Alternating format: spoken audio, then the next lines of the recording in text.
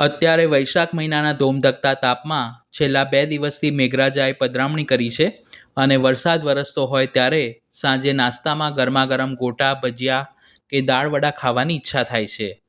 તો આજે આપણે એકદમ નવી રીતે વ્રત ઉપવાસમાં બનાવીને ખાઈ શકાય તેવા બહારથી ક્રિસ્પી અને અંદરથી સોફ્ટ ફરાળી ગોટા બનાવીશું. તો તેના માટે મેં 2 નંગ મીડિયમ સાઇઝના પાકા કેળા લીધા છે. હવે કેળાની છાલ ઉતારી તેના ઉપર જે રેસા લાગેલા હોય તે બધા કાઢી નાખીશું. પાકા કેળાના બદલે તમે કાચા કેળાને પ્રેશર કુકરમાં બાફીને આ જ રીતે ગોટા બનાવી શકો છો. કેળા ઉમેરવાથી ગોટામાં તેની મીઠાશ વધુ સારી આવે છે. બંને કેળાને છોલી લીધા પછી તેને છીણી લઈશું. કેળા જો વધુ પડતા પાકેલા હોય તો તમે કાંટા ચમચી વડે મેશ પણ કરી શકો છો, પણ છીણીને ઉપયોગમાં લેવાથી તેના બિલકુલ ગાંઠા નથી પડતા. તૈયાર કરેલા કેળાના છીણને એક મિક્સિંગ બાઉલમાં લઈ ગોટાને થોડા ક્રન્ચી બનાવવા માટે 2 ટેબલસ્પૂન અધકચરા વાટેલા શિંગદાણા ઉમેરીશું. તેની સાથે ફ્લેવર માટે 1 ચમચી સૂકી વરિયાળી ઉમેરીશું. જો તમે ફરાળમાં વરિયાળી ન ખાતા હો તો સ્કીપ કરી શકો છો. તીખાશ માટે 1 ટેબલસ્પૂન આદુ મરચાંની પેસ્ટ અને સ્વાદ પ્રમાણે સિંધવ મીઠું ઉમેરીશું. શ્રી ઠાકોરજી માટે સામગ્રીમાં સિદ્ધ કરી રહ્યા હો તો લીલા મરચાંના બદલે મરી પાવડર ઉમેરવો. 1 ટેબલસ્પૂન બારીક સમારેલી કોથમીર અને 1 ટેબલસ્પૂન મધ્યમ ખાટું દહીં ઉમેરી ચમચી વડે બધું જ સરખું મિક્સ કરીશું. દહીંના બદલે તમે લીંબુનો રસ ઉમેરી શકો છો, પણ દહીં ઉમેરવાથી ગોટા વધુ સ્વાદિષ્ટ અને પોચા બને છે. આ રીતનું મિશ્રણ તૈયાર કર્યા પછી તેમાં સમાય તેટલો અથવા તો અડધો કપ શિંગોડાનો લોટ ઉમેરી મિક્સ કરીશું.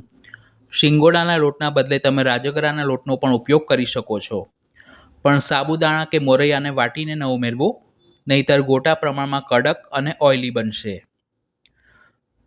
પાકા કેળા અને દહીંમાં મોઇશ્ચર રહેલું હોવાથી ખીરું બનાવતી વખતે તેમાં પાણી ઉમેરવાની જરૂર નથી રહેતી, પણ જો તમને ખીરું જરૂરિયાત કરતાં વધુ ઘટ્ટ લાગે તો 1 થી 2 ચમચી જેટલું પાણી ઉમેરી શકાય છે. આ ફરાળી ગોટા હોવાથી તેમાં બેકિંગ સોડાનો ઉપયોગ ન કરવો. ગોટાને બહારથી થોડા ક્રિસ્પી બનાવવા માટે અડધી ચમચી જેટલું શીંગ તેલ ઉમેરી સરખી રીતે ખીરુંને ફેંટી લઈશું.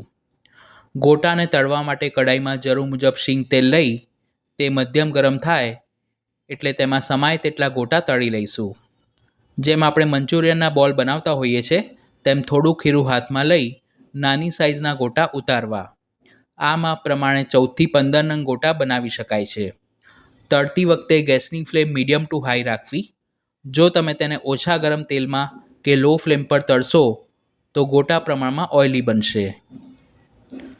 ખીરું બનાવતી વખતે તેમાં પાકા કેળા અને શિંગોડાના લોટનો ઉપયોગ કર્યો હોવાથી ગોટા દેખાવમાં થોડા ડાર્ક બદામી રંગના બને છે, પણ સ્વાદમાં એકદમ ટેસ્ટી લાગે છે. થોડી વારે તેને જારા વડે ફેરવતા રહેવું, જેથી બધી બાજુથી એક સરખા તળાશે અને અંદરથી બિલકુલ કાચા નહીં રહે. એક બેચને તળવામાં આશરે 2 મિનિટનો સમય લાગે છે. તળેલા ગોટાને પ્લેટમાં કાઢી બાકીના ખીરુંમાંથી પણ આ જ રીતે ગોટા તળી લઈશું.